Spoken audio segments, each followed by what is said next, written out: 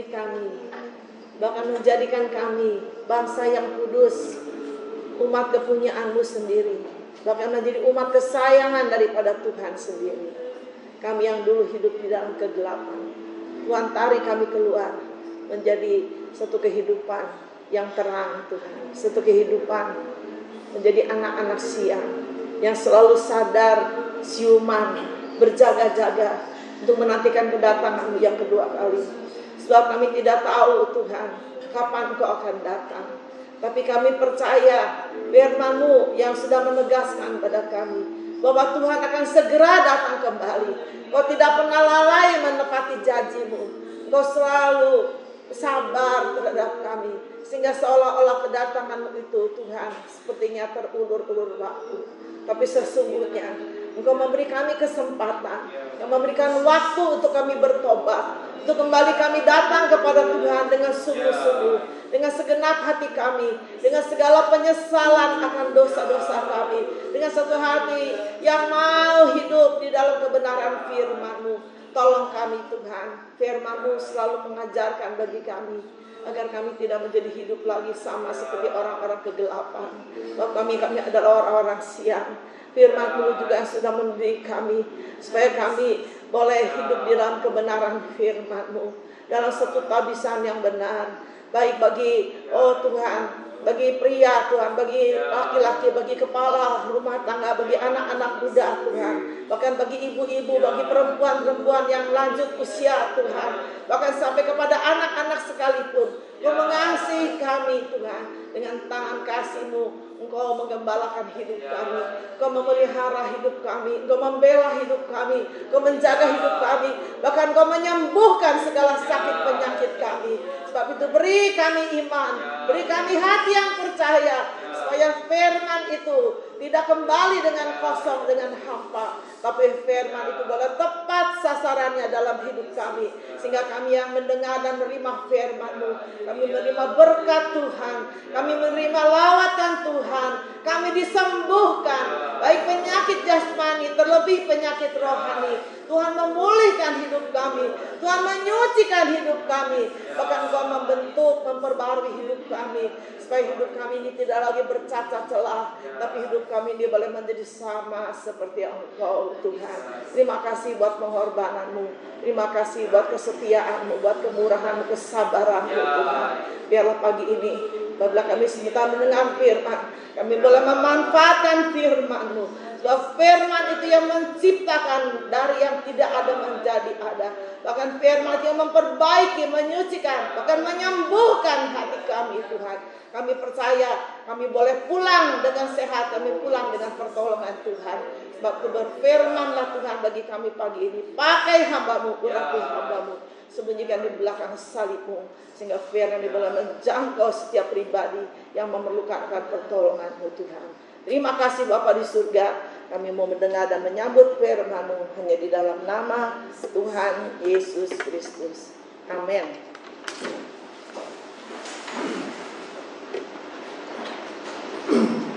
Puji Tuhan, mari kita akan bersama-sama membuka Alkitab.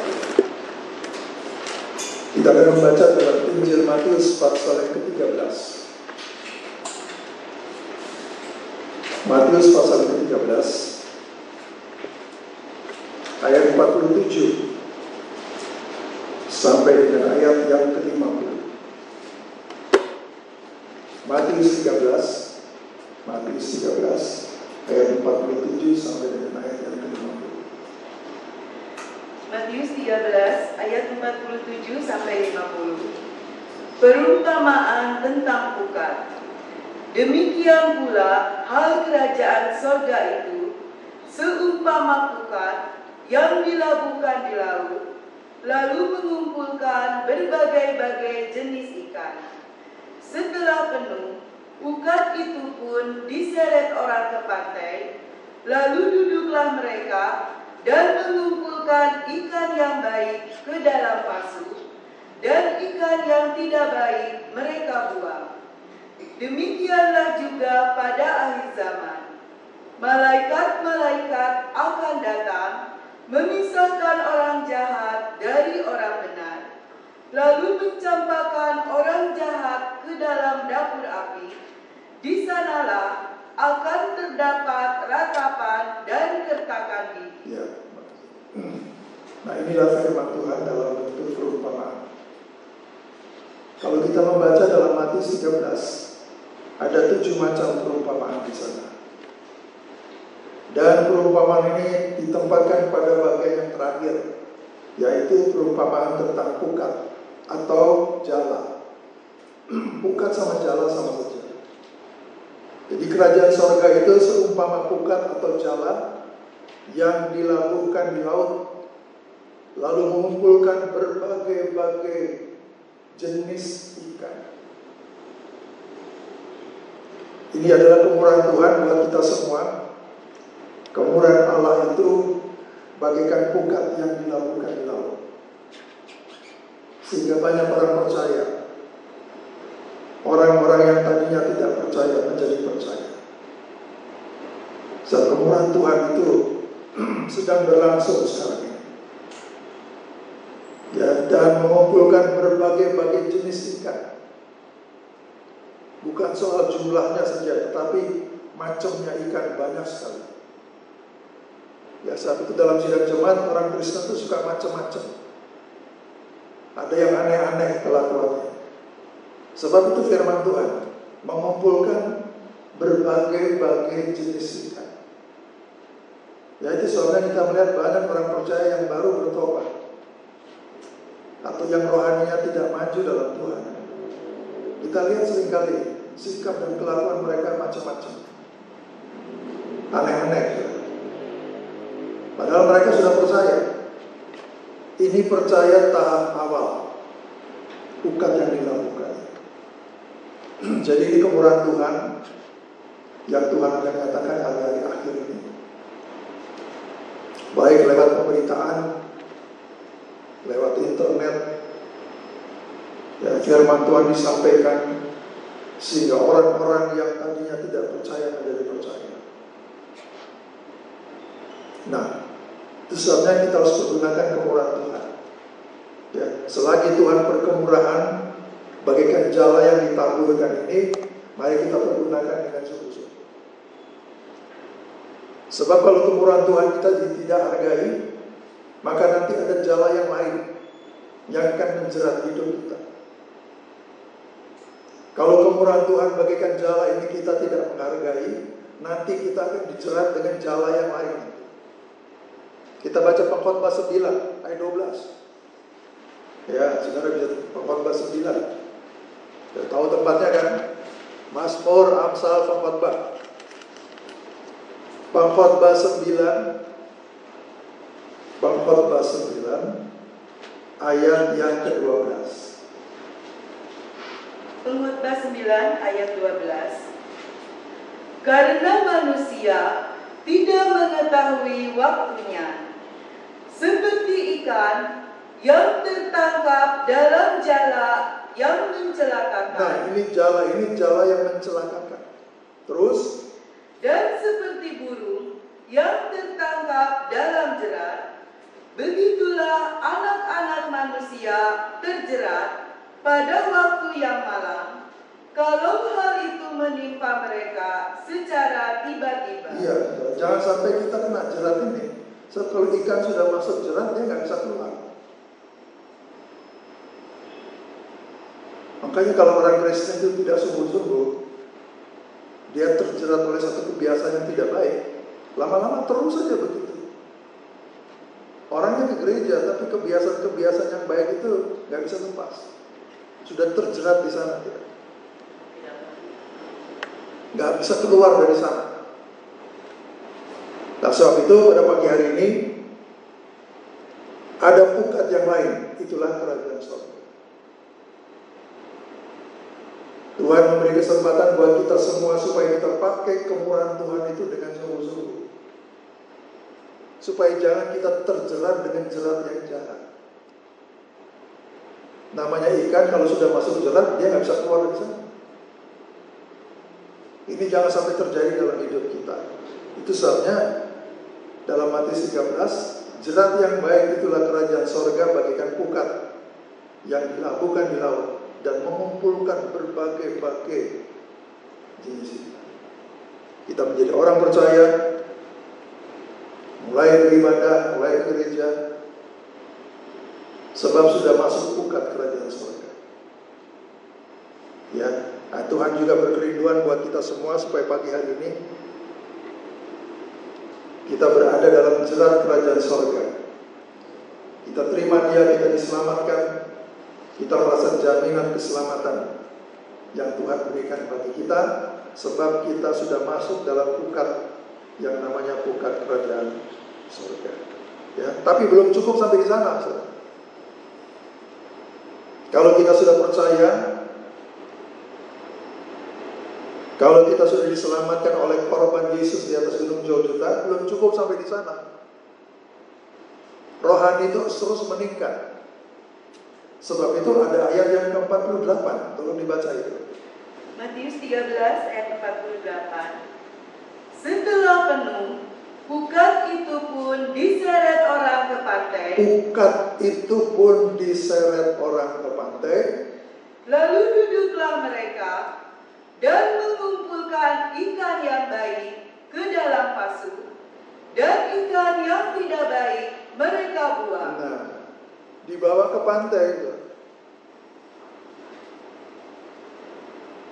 Dipisahkan dari laut. Ikan yang sudah masuk dalam pukat tidak boleh terus di laut. Harus dibawa ke pantai. Artinya dipisahkan dari suasana laut ini. Nah, di sini perlunya firman Tuhan yang menyucikan hidup kita. Seperti firman minggu lalu. Kita sedang dibawa ke pantai, kita mau Tuhan memisahkan dari suasana laut.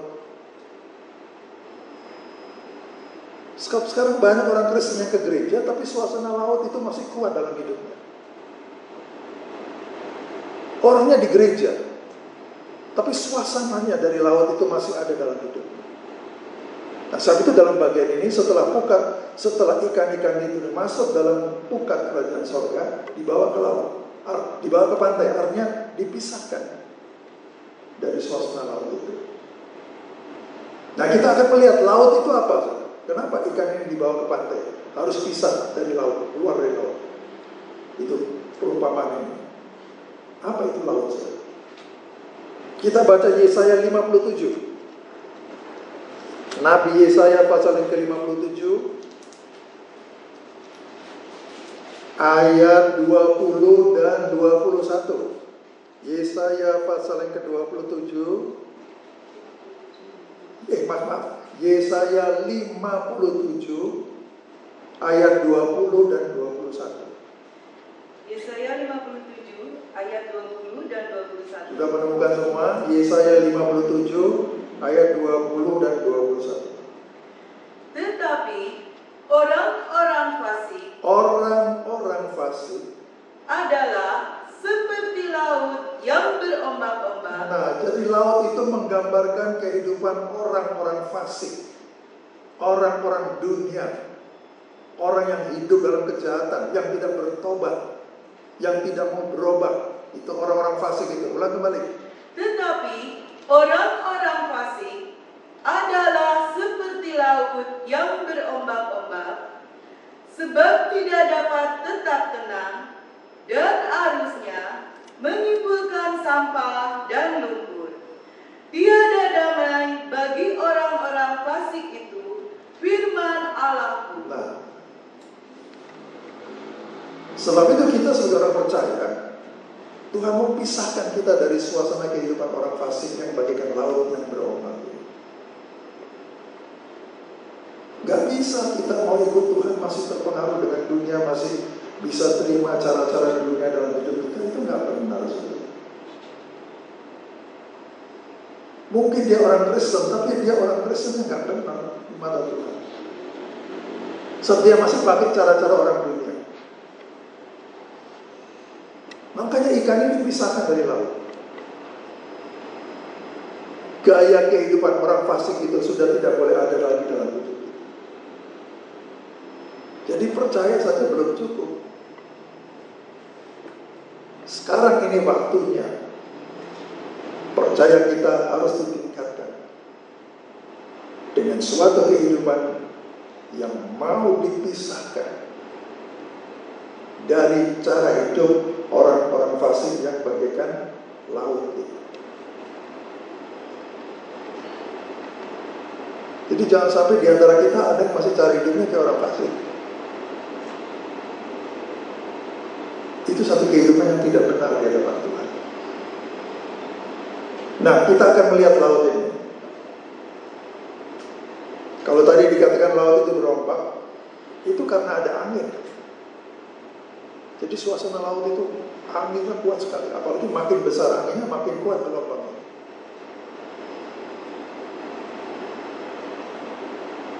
Ya.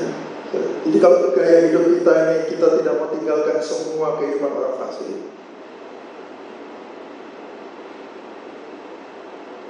Maka seringkali orang percaya itu seperti angin. Makanya ada istilah angin-anginan. Sebentar males, sebentar rajin. Sebentar mau, sebentar gak mau. Itu Kristen angin-anginan. Karena hidupnya belum mengalami penyucian. Sebentar semangat, sebentar loyo. Sebentar maju, sebentar mundur. Itu karena pengaruh angin itu kuat sekali. Nah, ini harus keluar dari hidup kita. Angin itu, kalau angin itu sepoi-sepoi, pelan, bertiup, bisa bikin orang ngantuk. Kalau angin itu kayak badai, bisa mencelakakan. Di Amerika pernah dihantam angin apa itu? 3/4 kota hancur banget, hanya karena angin. Anginnya gak kelihatan, tapi kekuatannya luar biasa. Nah, Tuhan mau pisahkan kita dari suasana. Nah, angin itu apa? Angin itu apa? Mazmur 144. Mazmur 144. Mazmur 144. Mazmur 144 ayat yang keempat. Mazmur 144 ayat yang keempat. Mazmur 144 ayat 4. Manusia sama seperti angin. Ulang kembali. Manusia sama seperti angin. Hari-harinya seperti bayang-bayang yang lewat. Nah, manusia seperti angin. Jadi kalau saudara terpengaruh angin, itu kita masih terpengaruh dengan cara-cara manusia. Manusia kan banyak. Bisa teman kita, bisa saudara kita, bisa keluarga kita. Itu kan manusia semua. Bisa anak kita, bisa orang tua kita. Tapi kalau orang tua tidak sungguh-sungguh, dia seperti angin, membawa pengaruh yang tidak baik. Dalam pergaulan, di tempat pekerjaan, di tempat pendidikan, di lingkungan keluarga, itu angin semuanya. Dan seringkali kita tidak sadar bahwa angin ini punya pengaruh berbahaya.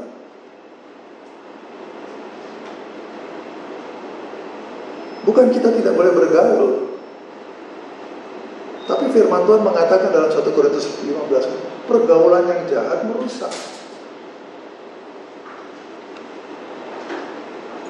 Boleh kita bergaul, tapi harus jaga pergaulan itu. Sebab angin ini manusia, dia bisa bawa pengaruh-pengaruh yang jahat. Makanya harus keluar dari sana.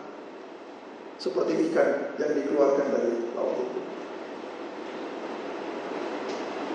Jangan sampai pengaruh manusia siapapun bisa mempengaruhi kita. Itu kekuatannya bagaikan angin. Dan Tuhan mau pada pagi hari ini lewat firman-Nya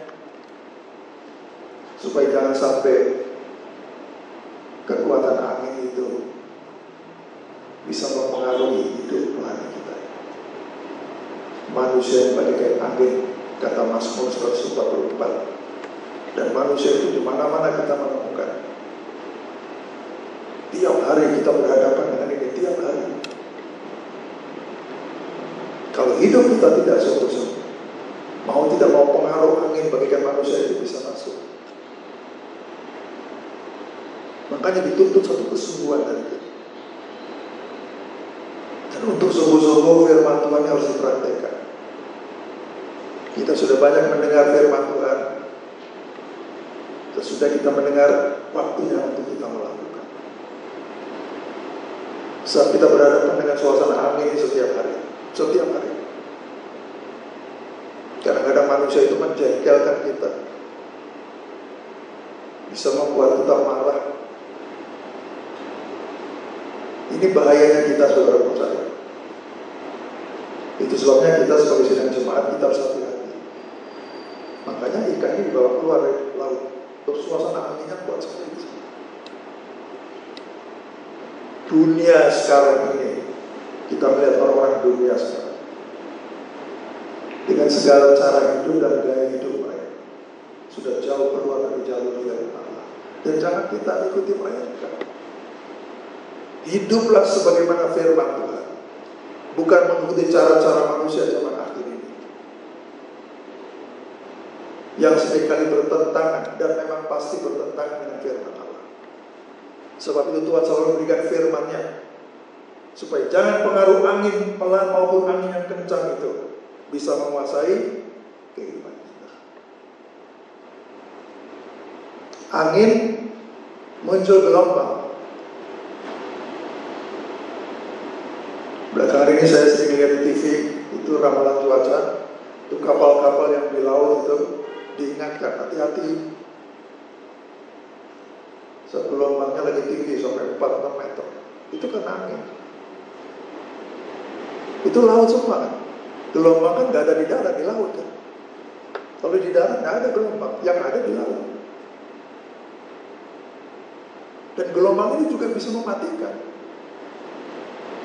Ya, kalau kapal itu kecil kena gelombang terbalik mati semua penumpangnya. Kapal besar aja. Saya pernah lihat di TV itu kapal Titanic yang besar itu kebanggaan orang-orang waktu itu. Dia berlayar, dia pernah gelombang hebat sampai ketakutan semua penumpangnya. Mereka pesan satu sama lain, ya kalau mati saya nanti tolong. Sudah takut mati sudah. Saking hebatnya gelombang itu. Orang kapalnya mewah, dilengkapi dengan alat-alat pengaman. Gak mempan orang di laut mau pengaman apa?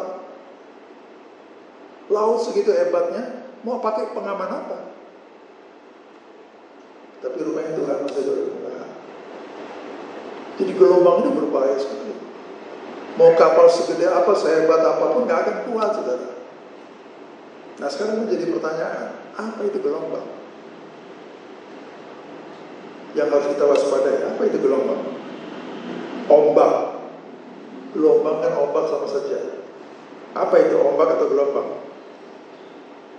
Yang seringkali membahayakan kehidupan kita, bahkan bisa mematikan hidup kita. Apa itu ombak? Ayub 38 ayat 11. Ayub 38 ayat yang ke-11. Ayub 38 ayat 11.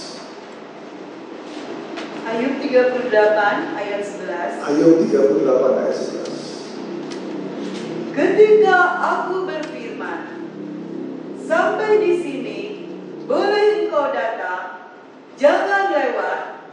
Disinilah gelombang-gelombangmu yang congkak akan dihentikan. Nah, gelombang itu adalah kesombongan manusia ini. Kesombongan. Orangnya sombong sekali. Itu bisa mematikan hidup rohani kita. Tuhan tidak senang orang sombong itu. Keangkuhan hidup. Apalagi kalau dia berhasil dalam pekerjaannya, dia berhasil dalam pendidikannya, dia berhasil dalam usahanya. Orang sekali-kali timbul kesombongan itu. Sombong itu berarti kita dibenci oleh Tuhan. Ya, jadi kita saudara percaya jangan sombong-sombongan. Saudara mau kaya, mau punya duit banyak, mau punya keluarga yang baik, yang hebat, yang apa saja, jangan ada kesombongan. Itu bagikan gelombang yang bisa mematikan hidup rohani kita sendiri. Sebab itu firman Tuhan berulang-ulang mengingatkan kita supaya jangan kita hidup dalam kesombongan. Orang sombong itu suka merendahkan yang lain. Dan dia itu apa dia itu? Dia sama orang lain seringkali dia berkata dia itu apa? Nanti orang lain juga berkata lo apa? Nah, dibalik begitu gimana? Sama-sama apa? Itu kesombongan, dan itu kekuatannya bagikan gelombang. Dia seringkali mematikan hidup rohani kita karena kita tidak sadar ada kesombongan dalam hati kita. Ada kebanggaan, merasa lebih dari yang lain. Nah, ini juga harus kita waspada, sebab kekuatannya bagikan gelombang itu. Dan gelombang itu kan nggak sama, kadang 2 meter, kadang kalau anginnya besar bisa 4 meter, 6 meter. Dan seringkali suasana dunia ini, kalau pengaruh itu masuk, membuat kita juga menjadi orang-orang yang sombong. Tidak bisa merendah, tidak mau merendah, ditegur kesinggung. Orang ditegur kesinggung bisa-bisa juga karena dia sombong. Kadang-kadang sudah tidak punya apa-apa masih sombong. Saya kadang-kadang bingung juga lihat orang itu, sudah tidak punya apa-apa kok masih sombong. Kaya pun tidak boleh sombong. Jadi kita sebagai orang percaya, tabiat sombong ini hati-hati. Tuhan tidak suka sama kehidupan seperti itu. Yang saat itu ada baiknya kita baca 1 Petrus 4 ayat yang ke-5 dan 6. 1 Petrus 5 ayat 5 dan 6. 1 Petrus 5 ayat 5 dan 6. 1 Petrus 5 ayat 5 dan 6. Demikian jugalah kamu, hei orang-orang muda, tunduklah kepada orang-orang yang tua. Dan kamu semua, rendahkanlah dirimu seorang terhadap yang lain. Sebab Allah menentang orang yang congkak. Allah menentang orang yang congkak atau Allah menentang orang yang sombong. Tetapi mengasihani orang yang rendah hati. Tapi mengasihani orang yang rendah hati. Terus kan? Karena itu, rendahkanlah dirimu di bawah tangan Tuhan yang kuat, supaya kamu ditinggikannya pada waktunya. Nah, jadi jangan ada kesombongan dalam hati kita ini. Diam-diam ada kesombongan. Itu membuat rohani kita tidak sehat. Karena Tuhan menentang orang yang sombong. Tidak mungkin dia berkenan sama Tuhan. Ini namanya kesombongan ini bisa ada pada setiap orang. Ada yang kelihatan, ada yang tidak kelihatan. Tapi pagi hari ini Tuhan ingatkan kita semua. Kesombongan yang bagaikan gelombang itu bisa mematikan hidup rohani kita. Membuat kita tidak bisa maju. Membuat kita tidak mau merendah. Bertahan dengan kebenaran diri kita sendiri. Kesinggung kalau ditegur. Tidak bisa terima firman Tuhan. Itu karena faktor-faktor kesombongan semua. Itu firman Tuhan ingatkan, Allah menentang orang yang sombong, tetapi mengasihani orang yang rendah. Jadi pagi ini sehubungan dengan perumpamaan ikan, dia tidak boleh dilawan terus, digiring ke pantai. Harus keluar dari suasana dunia itu. Harus keluar dari cara-cara berpikir orang-orang fasik, cara berpikir orang-orang yang tidak mengenal Allah, cara berpikir yang merusak dan tidak sehat. Nah, kita seringkali belum keluar dari sini. Ya, lihat temennya aja, wah itu dong teman saya tuh. Ikut Tuhan kok lihat teman. Lihat orang pribadi-pribadi, kok lihat orang. Perhatikan firman Allah. Perhatikan firman Tuhan. Supaya jangan sampai timbul kesombongan. Karena kehidupan kita kurang menempatkan firman Tuhan itu di atas segala-galanya. Ya, coba kita baca ya. Kita mundur jauh ke belakang. Yesaya 46. Yesaya 46 ayat 12. Nabi Yesaya pasal ke-46.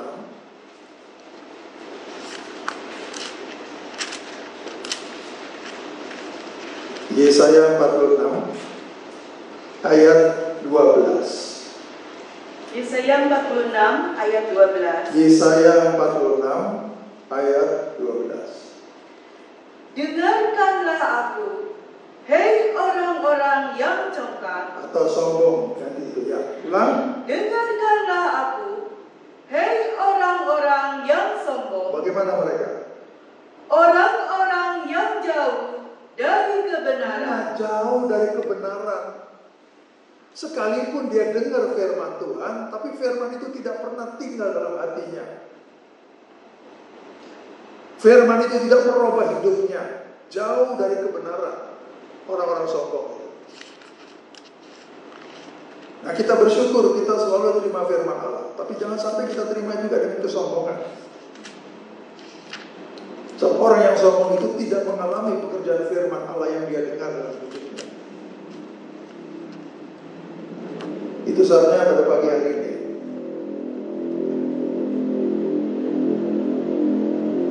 biarlah kehidupan kita ini, jangan sampai Tuhan menemukan hidup kita ini jauh dari kebenaran. Ya, tadi ditekankan juga pada orang-orang muda, ya, supaya mereka tunduk sama orang tua. Muda ini ya secara usia muda, tapi muda itu juga bisa secara rohani. Artinya rohaninya itu belum bertumbuh dengan benar. Kalau dilihat lamanya sudah lama, tapi secara rohani pertumbuhannya masih belum sehat. Bahkan Ibrani berkata, kalau ditimbang lamanya harus sudah bisa jadi guru. Gak bisa ngajar anaknya, gak bisa ngajar. Itu gak tahu firman Tuhan itu kemana yang dia terima itu. Hanya datang di gereja, duduk dengar semua, catat, tapi gak bisa mengajar. Artinya gak bisa bersaksi soal firman Allah. Kelihatannya dengar firman, tapi berarti firman Tuhan itu belum bekerja dengan baik. Tuhan mau jemaat ini yang sudah banyak terima pengajaran bisa bersaksi soal firman. Saudara banyak dengar nolong bersaksi nggak bisa, belum bekerja itu. Ini kerinduan Tuhan buat kita semua. Kita bisa berbicara, anak-anak kita bisa arahkan. Dengar di sini pulang nggak ngomong apa-apa. Gimana itu? Sudah waktunya kita sebagai senior harus menyadari. Itu sebabnya faktor kesombongan itu harus kita buang. Agar kehidupan kita ini bisa mengalami pekerjaan firman Allah dan kita bisa menyampaikan kebenaran ini kepada yang lain. Ya, supaya kehidupan kita ini menjadi berkat. Ya, bahkan sesama sidang jemaat juga. Supaya sesama sidang jemaat juga bisa saling menghormati. Kalau saudara sombong nggak bisa. Saksi nggak bisa sombong melulu, aksinya doang. Orang Jakarta bilang aksinya doang. Tapi Tuhan mau supaya kita ini benar-benar kita percaya yang oleh pekerjaan firman Allah, hati kita ini diubah. Kesombongan itu harus dibuang. Sebab kalau enggak dia nggak bisa tunduk dan nggak bisa menerima. Sampai saya berkata kan, orang sombong itu jauh dari kebenaran. Padahal dia terima kebenaran. Kemana itu kebenaran? Dia mengerti, catat, tapi nggak bekerja dalam hidupnya. Makanya muncul itu kesombongan-kesombongan. Ya, merendahkan, meremehkan yang lain, dan dia merasa lebih baik. Ini jangan sampai terjadi dalam hidup kita ini. Satu pagi hari ini, melalui perumpamaan ikan ini, Tuhan mengkoreksi kita semua, supaya semua hal-hal yang merugikan hidup rohani kita, ya, kita jauhkan semua. Ya, coba kesombongan itu bisa sampai di sini. Coba kita baca Filipi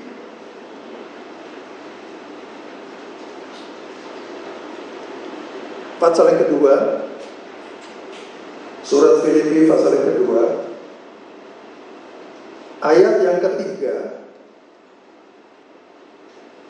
sampai dengan ayat yang kelima.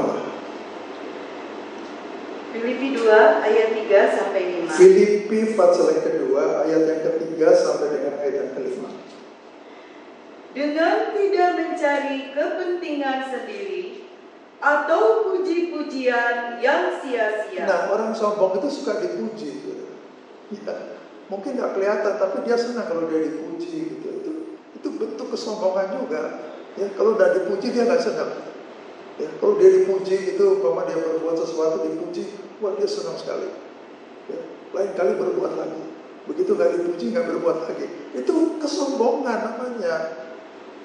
Jadi saudara jangan suka dipuji, tidak apa-apa. Kalau perlu diremehkan juga tidak apa-apa, supaya kita rendah hati. Ulang kembali. Dengan tidak mencari kepentingan sendiri, Ya. atau puji-pujian yang sia-sia. Terus.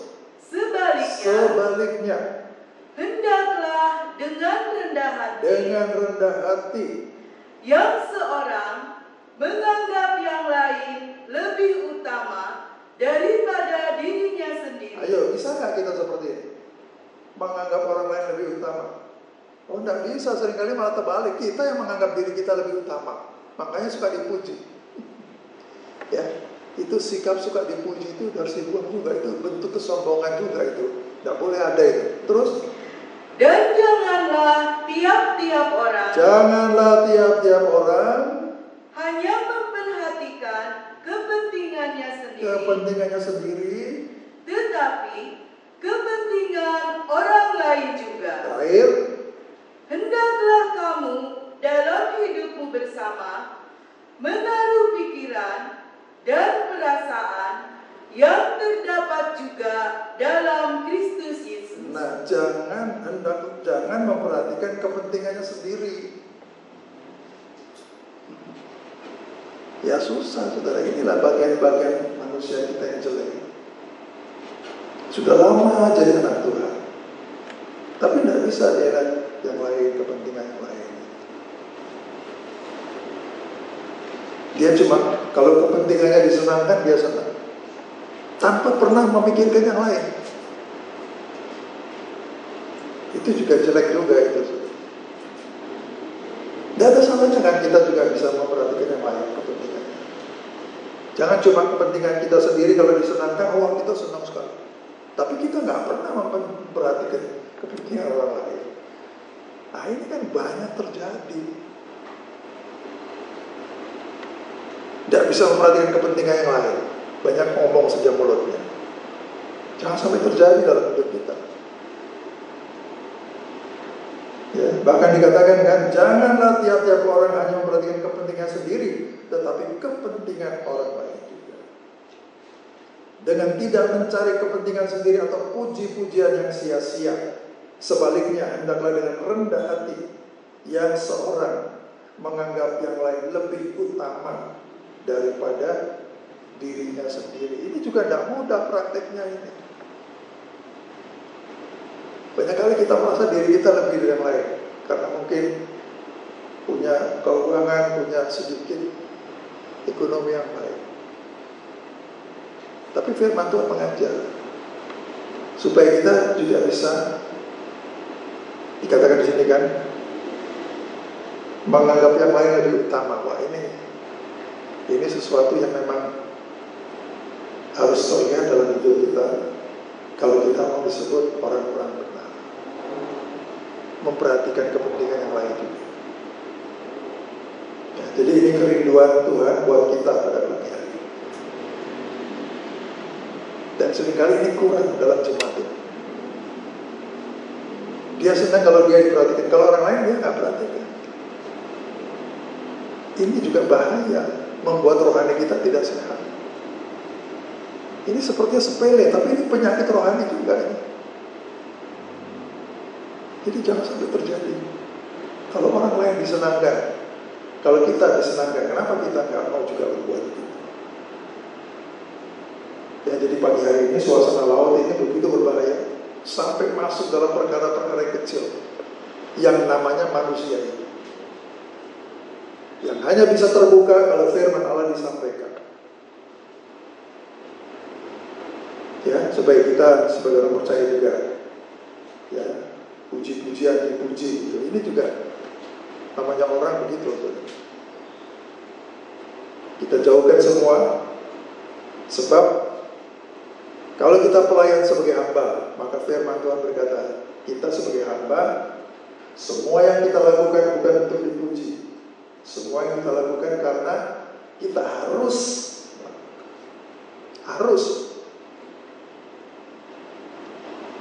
Kita melakukan bukan untuk dipuji, tapi kita melakukan karena kita harus melakukan. Kata Lukas 17.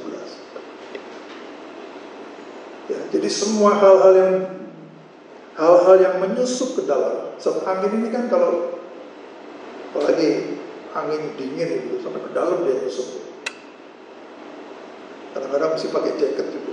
Nah, begitu juga perkara-perkara seperti ini bisa masuk dalam hati kita, dalam pikiran kita, sehingga kita saja yang menjadi pokok sentralnya. Ya, tapi semua itu Tuhan mau perbaiki agar kehidupan kita ini benar-benar merupakan kehidupan yang boleh menyenangkan hati Tuhan. Itu yang kedua. Sekarang yang ketiga,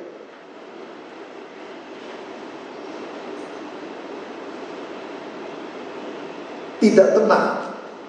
Tadi ada kembali saya kan, laut itu nggak tenang. Biarpun tidak ada gelombang, tapi tetap dia nggak tenang. Ada riak-riaknya tuh. Tidak bisa kayak sungai gitu, tenang. Makanya sungai dan laut beda. Di sungai nggak ada riak pun, nggak ada sungai. Saya pernah ke Kalimantan, tapi udah lama sekali. Sungainya di sana gede-gede memang. Sungai Mahakam besar sekali sungai. Tidak ada gelombang gitu. Tapi kalau laut, biarpun hanya riak saja, tapi ada. Dia nggak bisa kayak sungai gitu. Nah, sebab itu dari laut itu tidak tenang. Tadi saya berkata tidak tenang. Nah, kita juga saudara percaya, kalau pengaruh laut ada dalam hidup kita, seringkali kita ini nggak ada ketenangan. Tenang yang bagaimana maksudnya? Ketenangan yang bagaimana yang dimaksudkan firman Allah? Coba kita lihat Yesaya 32. Yesaya 32. Yesaya 32. Ayat 17. Yesaya 32 ayat 17. Yesaya 32 ayat 17. Yesaya 32 ayat 17. Di mana ada kebenaran, di situ akan tumbuh damai sejahtera. Di mana ada kebenaran, di situ akan tumbuh damai sejahtera. Terus, Dan akibat kebenaran, ulang. dan akibat kebenaran, Apa itu? ialah ketenangan Ketenangan. Terus. dan ketentraman untuk selama-lamanya. Nah, itu ketenangan tuh karena ada pekerjaan firman Allah, kebenaran. Bukan cuma dicatat saja firman Tuhan itu, harus bekerja dalam hidup kita. Supaya kita mengalami akibat kebenaran adalah ketenangan.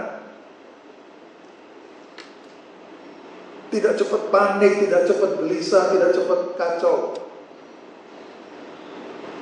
Akibat kebenaran adalah ketenangan. Tapi laut nggak tenang, nggak ada kebenaran di sana. Dunia tuh nggak bisa terima kebenaran firman Tuhan. Makanya kalau saudara hidup seperti orang dunia, berarti di dalam orang itu nggak ada kebenaran. Ini bahaya. Kalau kita melihat seorang percaya dia hidup menurut cara-cara dunia, berarti dalam orang itu nggak ada kebenaran firman. Sebab ketenangan itu hanya akibat kebenaran. Sedangkan laut kan nggak tenang, karena nggak ada kebenaran di sana. Yang ada hanya akal dan kejahatan manusia semua. Nah di sini dikatakan dalam Yesaya nggak ada tenang laut itu, terus saja biar kecil tetap goyang terus. Jadi saya berkata, kalau sampai ada kehidupan semacam ini, karena di dalam orang itu tidak ada pekerjaan kebenaran firman. Ya, sebab itu pagi hari ini, makanya ikan-ikan itu digiring, tidak boleh di laut terus, giring pantai. Karena ini satu perumpamaan, demikian juga kita. Tuhan mau supaya kita tinggalkan suasana dunia ini. Buang semua itu dan memiliki cara-cara hidup yang baik di dalam Dia. Ya, saudara, kalau orang itu tidak tenang, ada kebenaran, tidak suka berdoa juga, tidak suka berdoa nanti. Sampai sana ukurannya. Orang kalau malas berdoa karena firman Tuhan itu tidak bekerja dalam orang. Gampang saja lihat. Gak pernah memperhatikan doa. Dikira kebaktian saya cukup. Itu akibat tidak adanya ketenangan. Akibat pengaruh dunia itu yang kuat dalam hidupnya. Ya, saudara-saudara yang di Bandung ini, belajar itu sembahyang pagi itu sendiri di rumah sana. Berat memang. Di sini aja ada besar pagi, nggak semua datang. Tapi itu membuktikan bahwa kebenaran firman Tuhan belum bekerja dengan benar. Kita akan lihat 1 Petrus hari 1 Petrus pasal yang keempat ayat yang ke-7. 1 Petrus 4 ayat yang ke-7. 1 Petrus 4 ayat yang ke-7. Perikopnya juga dibaca. 1 Petrus 4 ayat 7. Hidup orang Kristen. Nah, hidup orang Kristen ya. Kristen sekarang kan banyak, tapi bagaimana hidupnya? Ini masalahnya. Bukan banyaknya, hidupnya itu bagaimana? Tema kemarin dibaca itu? Hidup orang Kristen. Bagaimana? Kesudahan segala sesuatu sudah dekat. Perhatikan lambat. Karena itu, kuasailah dirimu. Terus. Dan jadilah tenang. Ulang kembali bagian itu saja. Karena itu, Perhatikan. kuasailah dirimu. Ya. Dan jadilah tenang. Supaya apa? Supaya kamu dapat berdoa. Nah kalau tidak pernah berdoa, hanya yang tenang bisa berdoa. Kalau tidak tenang, ada kebenaran, ya tidak usah berdoa. Malas. Sedangkan firman Tuhan mengingatkan, kesudahan segala sesuatu sudah dekat. Ini dunia ini nasibnya ini tidak lama lagi. Mungkin saudara berkata, dari dulu orang bilang sudah dekat, mana masih kayak begitu aja. Saudara harus bisa berpikir menurut caranya Tuhan. Buat Tuhan, 1 hari itu 1000 tahun. Kalau kita kan 1 hari, Tuhan 1000 tahun. 1000 tahun 1 hari. Kita pikir lama 1000 tahun, 1 hari terjadi. Makanya pikiran kita ini harus dibersihkan. Supaya kita bisa berpikir menurut pola pikirnya Allah. Kita pikir masih 1000 tahun. Loh, buat Tuhan 1000 tahun itu sama dengan 1 hari. Jadi jangan bilang lama-lama. Ini loh, Akhirnya seringkali kita belum sampai di sana pola pikir kita. Kalau 1000 tahun lama, enggak. 1000 tahun sama dengan 1 hari buat Tuhan itu. Jadi tidak lama sebetulnya. Makanya di sini ditekankan kesudahan segala sesuatu sudah dekat. Itu sebabnya cara berpikir kita harus kita beri serahkan buat Tuhan, supaya kita bisa pikiran kita dikuasai oleh Roh Tuhan. Dan jangan buang-buang waktu. Kalau sudah dekat, jangan buang-buang waktu, jangan males-malesan. Orang dikatakan sudah dekat, kita bilang masih lama kan? Karena buat Tuhan 1 hari 1000 tahun. Wah, masih lama 1000 tahun. Oh, enggak. 1000 tahun 1 hari. Beda ya. Makanya di sini dikatakan sudah dekat. Jadi jangan kita berpikir menurut kita melama. Ya. Itu gejala-gejala sudah mulai muncul. Dan ini akan lebih hebat lagi. Sekarang ini masih belum apa-apa. Kemarin saya lihat di TV itu di mana di Sulawesi, rumah itu ambrol karena dikikis masuk. Lagi anak berdiri berat, hancur semua. Saya lihatnya kaget juga. Itu belum apa-apa itu, saudara. Oh, nanti goncang-goncang semua. Saudara kena gempa sedikit, kita udah ngeri. Gempa aja kita ngeri. Padahal cuma menit. Berapa lama sih gempa?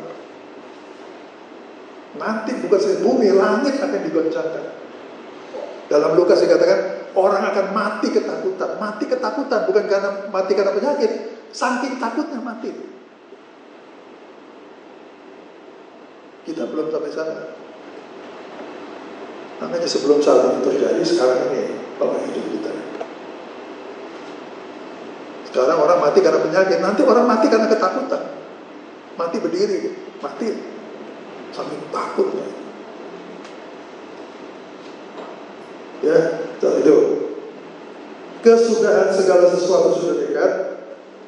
Karena itu kuasailah dirimu dan jadilah tenang, supaya kamu dapat berdoa. Doa ini penting dan harus diperhatikan, supaya ada ketenangan, ada pekerjaan firman kebenaran yang bekerja dalam hidup. Mungkin saudara berkata, saya sudah berdoa, Tuhan belum jawab. Nanti gampang. Buat Tuhan itu soal menjawab itu gampang. Dia itu Allah yang benar, tidak mungkin bohong. Kalau Tuhan lihat doa kita benar, Tuhan akan jawab. Dan Tuhan itu mustahil berdusta. Kalau manusia tukang berdosa, maka kalau Tuhan itu mustahil dia berdusta. Kita harus pegang firman Allah. Kalau belum dijawab, sabar, tunggu sampai saat itu. Nah, saya dulu waktu belum beli rumah ini kan, ngontrak kan. Ini kan gak gini bangunan. Sampai puluhan tahun ngontrak. Puluhan tahun ngontrak. Dan sementara ngontrak, rumahnya saya bikin bagus. Sampai tukang-tukangnya bilang, ya si omnya bodoh orangnya. Ngapain bikin bagus rumah orang, kata. Rumah orang, kata. Dia nggak ngerti. Saya percaya Tuhan akan adakan. Dan tukang-tukang kan orang yang teriak-teriak pagi itu. Mana ngerti soal begitu. Berteriak melulu di kerjanya. Bari nggak ngerti apa-apa. Dan akhirnya Tuhan buktikan. Kebeli semua. Sampai di belakang sana kebeli semua. Dulu mana kepikir aja enggak. Saya waktu ini belum dibeli, jendela atas saya lihat, waduh, tuh anak-anak rame deh. Ribut main bola di lapangan. Ini kan lapangan rumput semuanya. Ada waktunya Tuhan jawab doa kita. Makanya saudara kalau ada yang berdoa Tuhan belum jawab, sembahyang, percaya. Sebab firman Allah Tuhan itu mustahil berdusta. Makanya jadilah tenang. Artinya beri kesempatan firman Tuhan untuk bekerja dalam hidup kita sebagai orang-orang. Kita tidak akan kecewa kalau kita mau belajar menurut firman Allah. Sekalipun belum saatnya, nggak apa. Saatnya Tuhan itu bukan saat kita. Ada saatnya Tuhan akan bekerja. Dan dia akan memberkati. Dia akan mengadakan segala sesuatu. Makanya dituntut kesabaran. Ya, tidak usah khawatir. Percaya, yang penting kita belajar hidup sesuai dengan firman Tuhan. Nah sekarang selanjutnya mengenai laut itu. Banyak sampah dan lumpur. Tadi Yesaya kan? Coba bahasa Yesaya 57 itu kan? Nanti saudara udah lupa lagi ayatnya. Coba Yesaya 57 tadi. Yesaya 57 ya. Yesaya 57 ayat 20. Ya. Tetapi orang-orang fasik adalah seperti laut yang berombak-ombak, sebab tidak dapat tetap tenang. Tidak tenang ya. Dan arusnya menimbulkan sampah dan lumpur. Nah, arusnya sampah dan lumpur itu kotoran. Ya, sampah dan lumpur itu kotoran. Itu laut, itu dunia ini.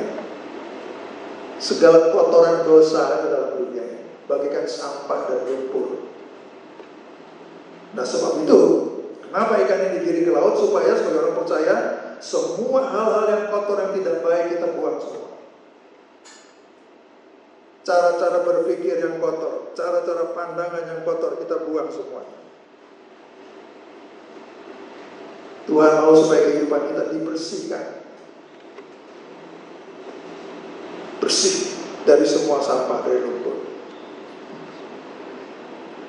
Ya, sebelah itu banyak sampah, banyak sampah, banyak lumpur, itu semua kotoran semua. Kalau kita mau hidup cara dunia ya hati kita kotor, pikiran kita jadi kotor, mulut kita juga kotor. Makanya orang dunia kan seringkali ngomong-ngomong yang kotor. Sebenarnya dalamnya kotor. Kalau dalamnya kotor, keluarnya masih kotor.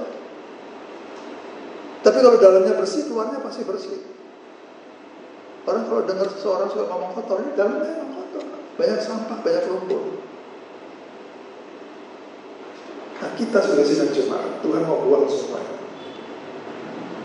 Supaya dari mulut kita keluar hal-hal yang gak kotor. Sebab ada pembersihan. Makanya kalau banyak sampah dan lumpur, semua itu harus dibuang. Ya, dan kalau kita tidak buang, ya itu firman Tuhan tidak bisa masuk kan. Kalau firman Tuhan kita dengar, dia nggak bisa bekerja. Sebab belum dibuang tuh yang sampah-sampahnya itu. Makanya di Sumedang ada tukang sampah. Tapi ada orang kurang ajar, dia buang sampah di depan sana. Tidak tahu siapa yang buang sampah itu. Kantong-kantong besar. Dan anehnya tukang sampahnya nggak mau angkat. Ini tukang sampah juga, sontoloyo juga ini. Kalau sampah nggak dibiarin ya tambah lama tambah banyak. Makanya harus dibuang semua. Ya, coba kita baca Yakobus pasal yang pertama. Surat Yakobus pasal yang pertama. Yakobus pasal yang pertama. Ayat 21. Yakobus pasal yang pertama ayat 21. Surat Yakobus pasal yang pertama ayat 21. Yakobus 1 ayat 21. Sebab itu, buanglah segala sesuatu yang kotor dan kejahatan yang begitu banyak itu. Ya, ulang kembali itu. Sebab itu, perhatikan. buanglah segala sesuatu yang kotor. Buang segala sesuatu yang kotor dan kejahatan yang begitu banyak itu. Nah, setelah semua sampah dan kotor itu dibuang, baru bagaimana? Dan terimalah dengan lemah lembut firman yang tertanam di dalam hatimu, yang berkuasa menyelamatkan jiwamu. Nah, setelah semua itu dibuang, baru bisa menerima itu firman Tuhan. Baru dia bisa terima firman Allah sampai bukan saja di telinganya, pikiran, tapi sampai hatinya. Sebab yang kotor semua sudah dibuang semua. Terimalah dengan lemah lembut firman Allah yang berkuasa menyelamatkan jiwa. Jadi makanya ikan-ikan ini dibawa kiri ke pantai, harus dibuang semua. Tidak bisa mau jadi orang benar, mau tinggal di dunia terus tidak bisa. Sebab dunia itu tempatnya sampah, kotoran-kotoran yang luar biasa. Tuhan mau buang, setelah itu dibuang, baru kita bisa menerima kebenaran firman Allah dalam hidup kita. Saya tidak bisa selesaikan semua. Saya akan tambahkan satu hal. Nah, ikan itu di laut, tidak ada pemimpinnya. Makanya bebas dia. Mana ada pemimpin ikan? Kan tidak ada. Biar ikan paus, dia bukan pemimpin. Ikan hiu yang jahat itu bukan pemimpin di laut. Firman Tuhan mengatakan ikan di laut itu tidak ada pemimpin. Makanya ikan itu harus keluar dari laut. Nah, kita ini ada pemimpin, ada gembala. Harus mau digembalakan. Tidak bisa jadi orang Kristen yang liar. Apalagi jadi orang percaya yang melawan gembalanya. Itu iblis itu. Iblis dalam orang itu. Seperti ikan, tidak ada pemimpin loh di laut. Padahal banyak ikan gede-gede kan, bukan pemimpin. Human. Paus ada macam-macam, ada paus biru, ada paus apa. Dia bukan pemimpin di laut. Kita baca Habakuk kemarin. Ini ayat terakhir ini. Habakuk. Yunus, saya kasih tahu saudara, Yunus, Mika, Nahum, Habakuk pasal 1. Tunggu sebentar, kami baca dulu biar yang lain menemukan, kayaknya sulit. Ya, kalau saudara suka baca pasti bisa menemukan gampang. Habakuk 1 ayat 14. Habakuk 1 ayat 14. Habakuk 1 ayat 14.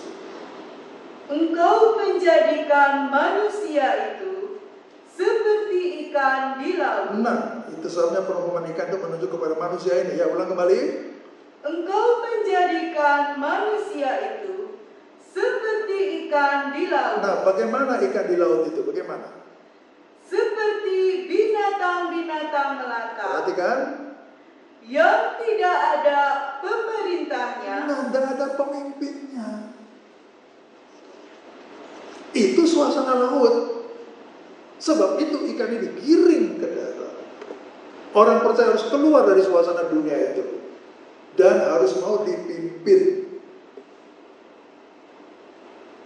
Harus mau digembalakan. Makanya Tuhan tunjuk seorang pemimpin. Tuhan tunjuk seorang gembala. Supaya ikan-ikan di laut yang ada pemimpin, sekarang waktunya mau dipimpin, mau digembalakan, mau diarahkan. Jangan dilawan pemimpinnya. Ada yang sudah keluar bilang, wah itu kalau pendetanya diganti, saya balik. Nah, sampai kiamat tidak bisa balik. Siapa yang mau ganti? Selama Tuhan tunjuk saya di sini, siapa yang mau ganti? Kan tidak ada. Saya juga nggak mau bertahan di sini. Saya ada di sini karena Tuhan yang menunjuk saya. 40 tahun lebih saya di Sumedang ini. Setengah umur saya di sini. Itu kan Tuhan yang tunjuk. Siapa yang bisa ganti? Seorang yang sudah ditetapkan Tuhan tidak bisa diganti kecuali Tuhan sendiri yang ganti. Kok berani ngomong begitu? Bisa dia ganti? Dia yang pentawala. Ikan itu tidak ada pemimpin, makanya digiring. Sekarang harus mau dipimpin. Dari tidak mau digembalakan harus mau, karena kita jadi orang benar. Makanya ada 5 jabatan kan, rasul, nabi, penginjil, gembala, guru. Efesus 4 itu. Untuk apa? Untuk memimpin orang-orang kudus kepada kesempurnaan dalam Kristus. Adanya pemimpin itu untuk memimpin. Bukan saya sok jadi pemimpin. Kalau Tuhan tunjuk saya, ya saya harus memimpin dengan segala kekurangan saya, dengan segala keterbatasan saya. Lewat firman Allah, kepemimpinan itu bukan dari manusia, tapi dari firman Tuhan. Ini minum lagi di gereja ini. Jangan lagi ya. Tidak bisa tahan ya. Sudah gendut begini masih lagi mau minum-minum terus. Harus mau dipimpin, digembalakan. Jangan seperti ikan di laut, tidak ada pemimpin. Mau bebas, iya. Masuk gereja sini keluar lagi, masuk sana keluar lagi, terus pindah-pindah gereja terus. Dia mau cari pemimpin yang sesuai dengan dia, kan tidak bisa. Hanya hanya untuk menyenangkan telinganya. Kalau yang keras dia nggak mau dengar, yang istrinya disinggung dia nggak mau dengar. Jadi mau apa? Harus ada pemimpin, makanya ikan itu digiring. Kalau di laut tidak ada, sekarang harus ada. Itu tuh maksud.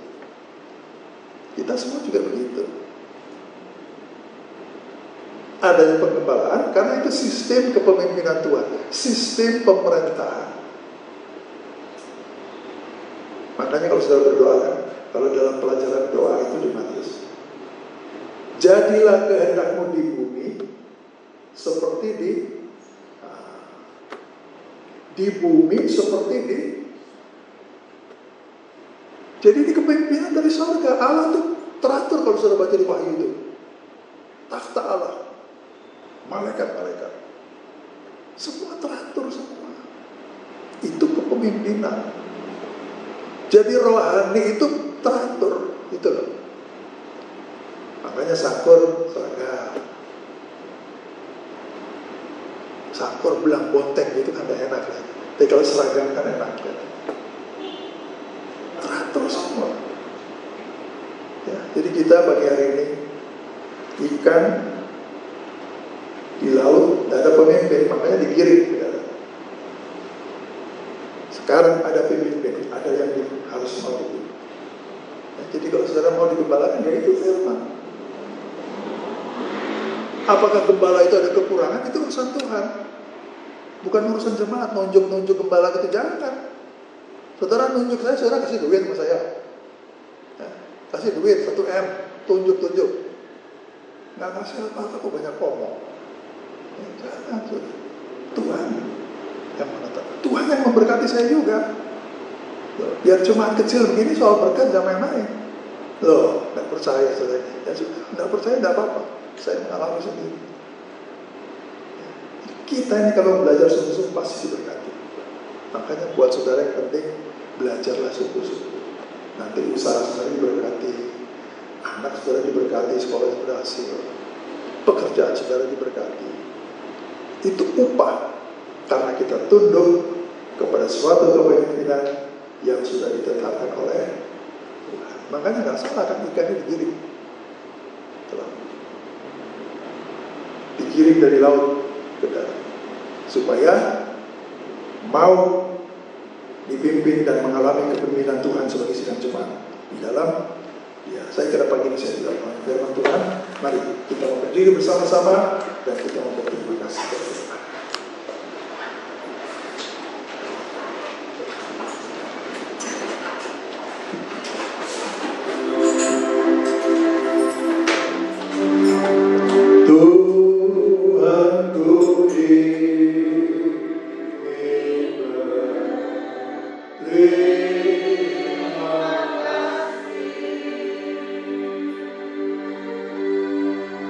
Oh,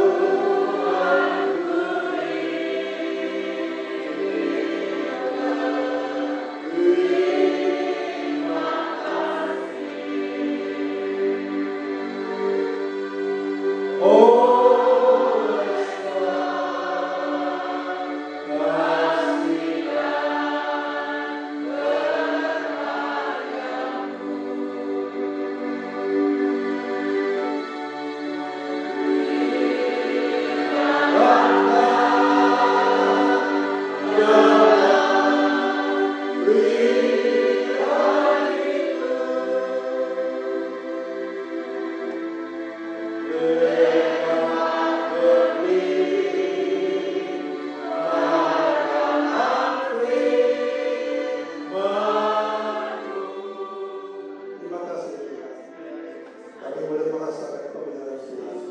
Lewat firman yang selalu mau berikan bagi kami, kami boleh merasakan penunjukan Tuhan, koreksi Tuhan dalam hidup kami, supaya kami boleh berubah Tuhan, meninggalkan cara-cara dunia yang bagikan laut yang tidak pernah tenang, yang banyak sampah dan lumpur Tuhan.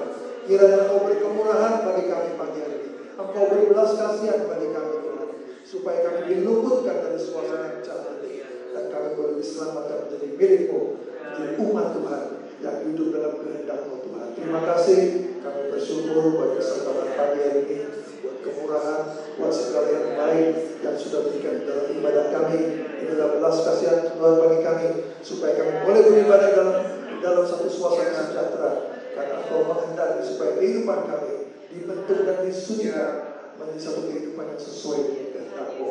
Tuhan, Engkau mengampuni segala kekurangan kami, segala hal yang belum berkenan Tuhan ampuni. Tuhan, sucikan kami, agar langkah kami hidup selanjutnya kami boleh berjalan sesuai dengan kehendak-Mu. Terima kasih bagi sidang jemaat-Mu sekalian juga yang sudah hadir dengan segala keberadaan mereka. Mungkin saat ini yang sudah menghadapi satu persoalan, satu keadaan, satu situasi yang secara manusia tidak menyenangkan, tapi Tuhan, biar firman Allah itu jawaban bagi kami semua.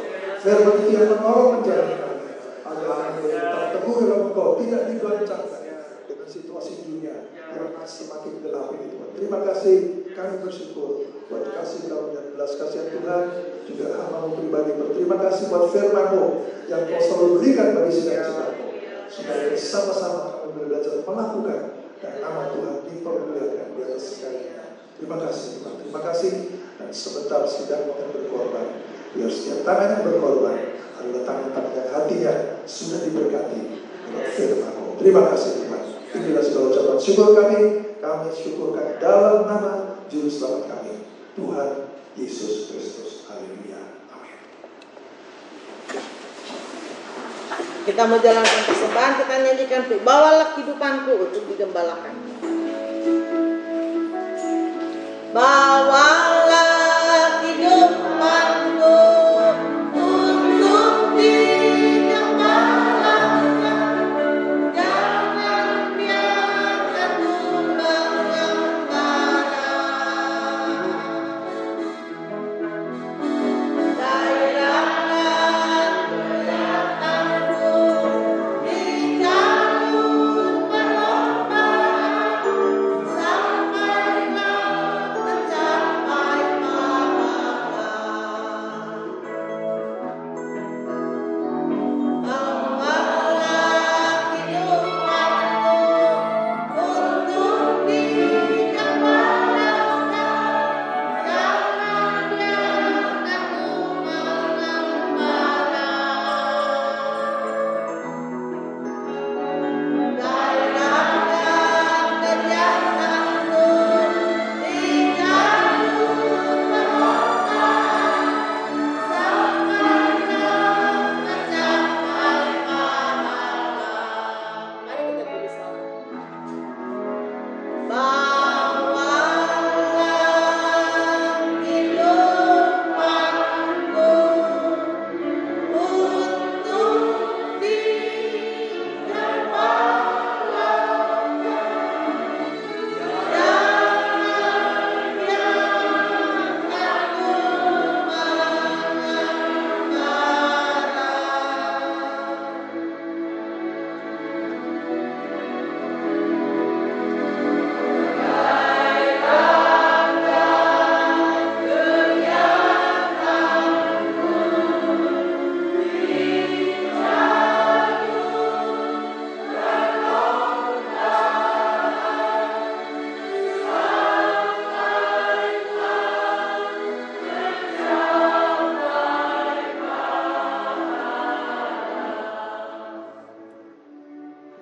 Sidang jemaat yang dikasihi Tuhan, terimalah berkat dan sejahtera daripada Allah Bapa, cinta dan sayang daripada Anaknya, serta persekutuan dalam Roh Kudus menyertai kami sekalian, mulai pagi ini bahkan sampai selama-lamanya. Amin.